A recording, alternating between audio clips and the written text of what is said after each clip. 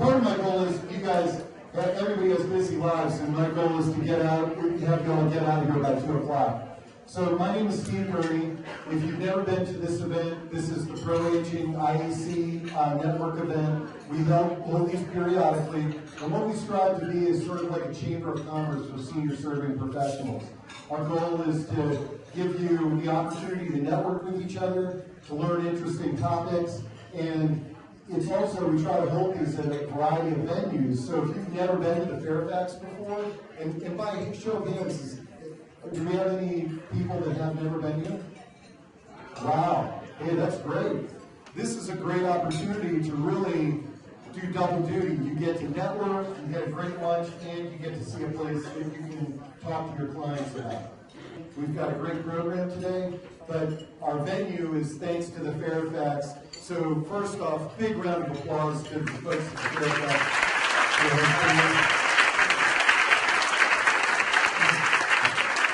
And our dining services manager is over here. Joe. Big round to Joe. We've been doing this event, I want to say, for 6 or 7 years here, and he really one-ups in each year. And this is a totally different location for us. We're usually right over in the other room, but I really like how many people we're able to accommodate here. So to tell you more about the Fairfax, I'd like to welcome Jarad Smith, who is Sales and Marketing Director. Jarad and I were brainstorming about hosting this event this year, and one of his things is, he goes, I want to get a lot of professionals in here for this event. So I think we delivered that. And one interesting touch that we try to do at these meetings, one of the things many years ago we realized at these ProAging events, we have just professionals lecturing to professionals. And so Jarad is going to introduce one of the residents of the Fairfax to give a little bit of a first-person perspective. I think it's really important that as we gather as professionals, we also bring the customer to the table and really get into their minds, because we can make a lot of mistakes by not listening to our customers. So Jarad's going to tell you about the Fairfax and introduce the resident, and we'll talk a little bit about that, and then we'll get the program started. Thank you so much, Steve. Well, we definitely did bring out a good group today. And my name is Jarad. I'm the Director of Sales and Marketing here at the property. And I've been here now just a little bit over 6 months. I came over from one of the local CCRCs here in the area. And without question, this is a wonderful community to be at. And we are a continuing care retirement community. I know we talked to a few folks here today, just kind of getting an understanding of what we are. We are a military retirement community. We were developed back, we opened our doors back in 1989. We were developed by the Army Retirement Residence Foundation. And so most of our residents, if not all of them, have that military background. And one of the individuals that I would like to introduce to you, his name is Deluane. And if I can have EJ come step up here real quick. Give him a round of applause. And he's going to share with you a little bit about his experience of coming to the Fairfax. As he said, I'm EJ Deluane. I was in the Army for 33 years. And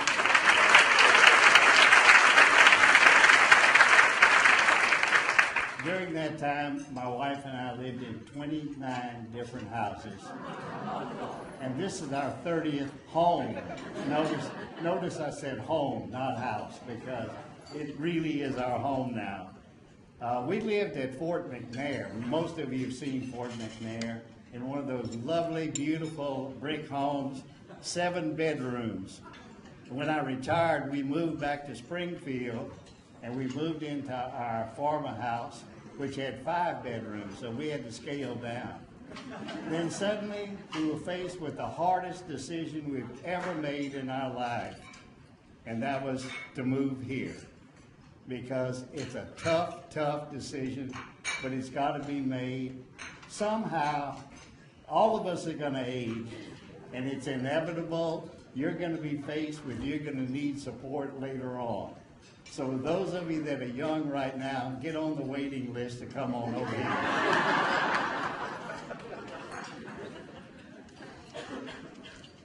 one of the things that I think is important for you to know is that the best recruitment to get people into these facilities are the people that are there at the facility now. Because it's the satisfaction that we have in living with these places that determine where these people are gonna go. Now, we have a very good friend who, her husband died, and she said, I don't know that I could get into the Fairfax or not, but I'd like to come over and look at it. And so she and her son and her daughter-in-law came over, and they were most impressed, and she said, you know, I really do like this, but she said, my yard is so nice. She lived over by Mount Vernon, and she said, my garden is just wonderful, and she said, my neighbors are fantastic, and I just don't know if I really want to do that. And her daughter-in-law said, Ann, you can make the decision now, or we'll make it for you later on. So it's inevitable, it's gonna happen, and don't wait too long. I know I'm talking to the choir, but I'm telling you, you can tell your clients, don't wait too long because you're gonna miss out. The Fairfax offered us something that we couldn't find at the other places, and we were signed up and looked at several other places in the area. And the thing that we liked best of all here was the ambiance. The people here are fantastic. The support is fantastic. A light bulb goes out, and you call maintenance, and they come right up and put in a light bulb. Now, how many of you can do that at home? The food is absolutely outstanding, and I'm sorry that we didn't have the full salad bar because that's the best part of the meal. There's always soup.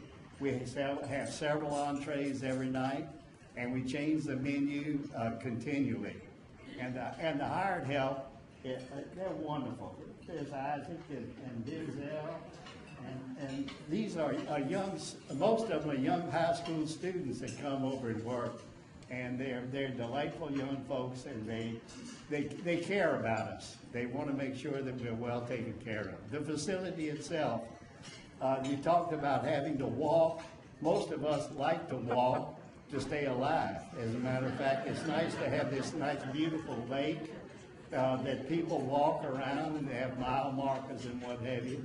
To let you do that. And overall, I also here, one of the things that I particularly like is we have entertainment just about every night. Piano players. We had a band from Michigan play. And then the bus transportation is Joe, Joe will arrange a bus for us anytime we need something to go someplace.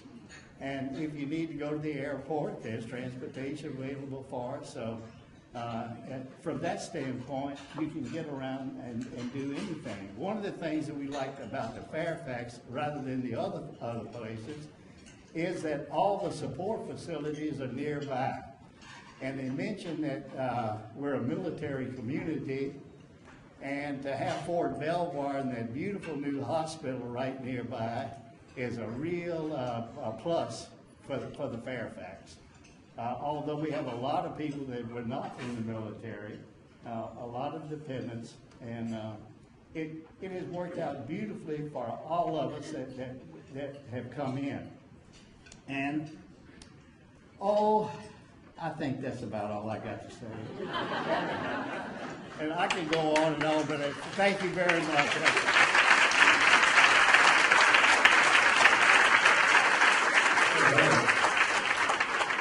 Thank you so much. And I think one of the interesting things, and one of the things that I love hearing is that how many times, even though this is such a beautiful place, I mean, it's just an unbelievable campus, unbelievable real estate, you referred so many times to the people that work here, the people that live here is really what makes this a community, but it's what makes all of our services that we're providing in our communities and communities, the people behind it. So that was excellent.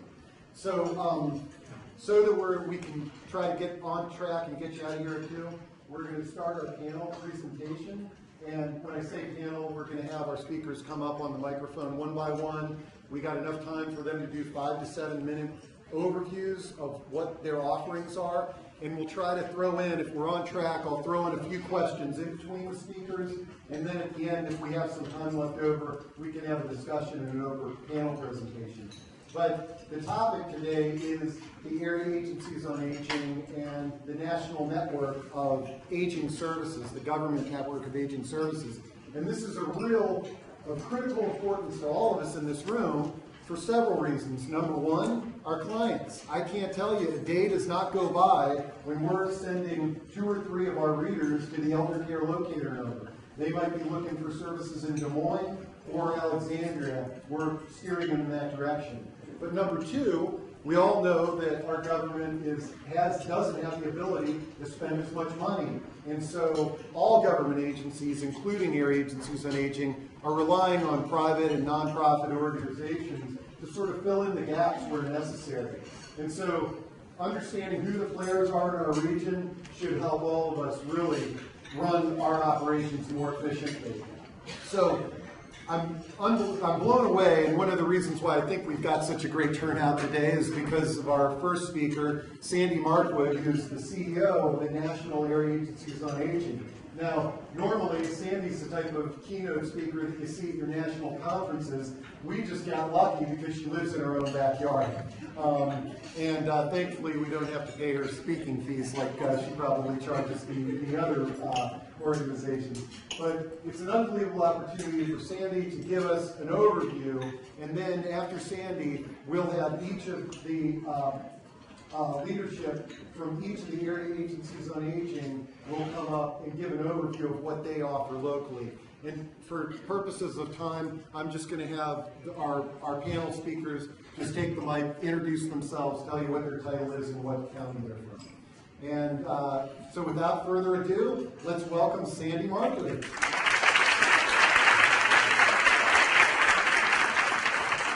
Thanks, Steve, and truly, this is in my own backyard. I grew up in the Mount Vernon area, and I was traveling down Route 1, I kept saying, and I remember this, and I remember this, and a lot of the things, though, have changed. And changing is part of what life is about, and I appreciated the speaker talking about the changes that go on in life, which is why we need to plan for aging. And I always say that we need to plan individually, as individuals for our own aging. We need to plan with our families. And we need to plan collectively as a community on how we're going to support people across the lifespan to make sure that our communities are good places to grow up and to grow old. And as Steve said, the only way to effectively do that together is through public-private partnerships. Absolutely. It is incumbent upon all of us to ensure that our communities are good places to grow up and to grow old. So that being said, Steve asked me to kind of do a framer. I'm the front act to really the stars of this show, which are the area agencies on aging, to talk about a little bit about this National Aging Network. And it is a network, and it was created in 1965. The Older Americans Act was passed by Congress, signed by then President Lyndon Johnson. And a little piece of trivia you may not know, the Older Americans Act was actually signed before Medicare and Medicaid, though in the same year. So it's been around for a while. And since 1965, this aging network has evolved and changed. Area agencies were added in 1973, the year I graduated from Mount Vernon High School, the old Mount Vernon High School down the road. And then in that year, the area agencies on aging really came and into their own and evolved into adding more and more services at the community level for older adults. There were nutrition services, there was elder abuse prevention services, there were some additional supportive services. In 2000, caregiver support services. So the Act in this 40-year period has evolved. But there are some key and critical services services that area agencies on aging provide in every community. And I always have my list because there are so many that I always forget them, though I know that my colleagues will make sure that I hit any that I don't specifically state. There are access services, and in every area agency on aging, there's information referral systems that refer to the public sector programs, but through Aging and Disability Resources also ensure that we can refer clients to your services as well. So it's key and critical to make sure that people have access to know about the essential aging and supportive services that are in every community in the country. Transportation services. That is the #1 challenge that area agencies on aging face, is making sure that all of these great community services are out there that people can get to them.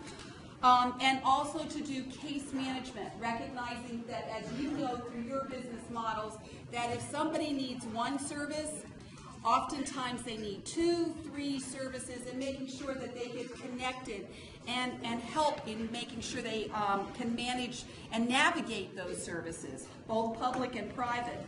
But then also in-home services and supports. How many of you, generally people know the work of area agencies on aging because they know the Meals on Wheels programs. And that's a critical part of what area agencies on aging fund, but there are so much more. There's homemaker chore services, medication management, home repair and home modification, visiting and telephone reassurance programs, respite services, personal care, and a lot of these services are the ones that they're contracting with you all for, because area agencies, unless there is not a service provider at that local level, they do their work. They provide their services through contracts with you all. That being said, there's also a whole range of community services and supports. Again, elder abuse prevention, ombudsman programs, legal assistance, employment assistance, and those essential caregiver services, because we know, as you know, that it is the caregiver that is an essential part of ensuring the quality of life of older adults. So that being said, let me just give you some sense of the reach of area agencies on aging, the reach of the services that the 6 area agencies that you're going to be hearing from, but I'm going to give it to you from a national perspective. Every year, area agencies handle nearly 12 million information and referral contacts a year, 12 million. They support caregivers with over 14.7 million hours of service. They provide 28 million rides to the doctor, grocery stores, and other critical destinations. They serve 237 million meals a year, and they deliver 14 million hours of home care services and 17 million hours of personal care. So they have a reach at the community level that is really, really significant. That being said, over the 40-year history, also there's some new trends in what area agencies on aging are doing. And I wanted to highlight those quickly with you because I think there are huge opportunities for the work that you do. Area agencies on aging are mandated through the Older Americans Act to serve people 60 plus. But more and more, as more people are experiencing disabilities across their lifespan, and there's also a huge influx of veterans who are returning from our wars with disabilities that need home and community-based services. More and more area agencies on aging are serving a broader population. They're serving people of all ages with disabilities. So that's a huge trend that is also expanding the base and the demand for aging services. The other issue that they are working and providing support and services for is health care and health-related services. 80% of area agencies on aging do evidence-based health promotion and disease prevention programs, such as the Stanford Chronic Disease Self-Management Program, Matter of Balance Falls Prevention. And so there are more and more, not just human services, but doing health-related critical work. And that's an opportunity, again, for partnerships between the public and the private sector.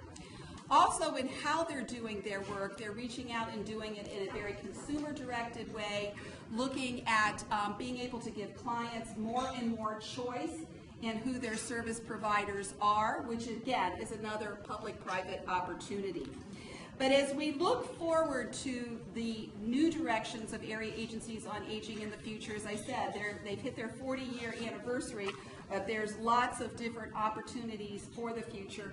One of them is being a single point of entry for the community. And Steve, thank you for doing a plug for the Elder Care Locator, which our organization runs for the Administration on Aging. And if you need to know more about that program, please see me afterwards. But area agencies really are referring people and trying to be that single point of entry to connect people to services in the public and private sector.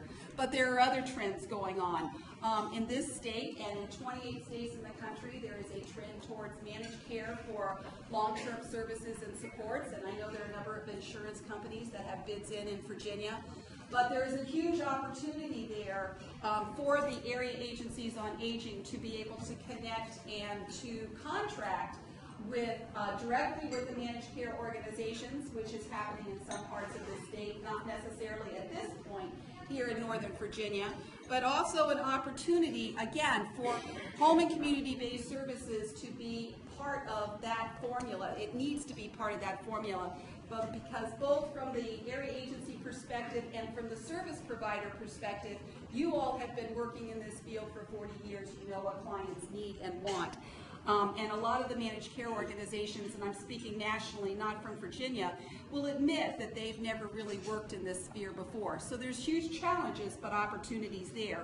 Also in care transitions, people leaving the hospital and coming home, making sure they can make that transition successfully. What we know is 40 to 50% of the preventable hospital readmissions of Medicare patients are because they don't have home and community-based services. So bridging that gap between what happens in the acute care world and what happens in clients' homes is a partnership opportunity for all of us. And again, the fact that really when people need home and community-based services, the supports that collectively we've provided for years, it's now we're looking at serving a broader base of the population, not just people 60 plus.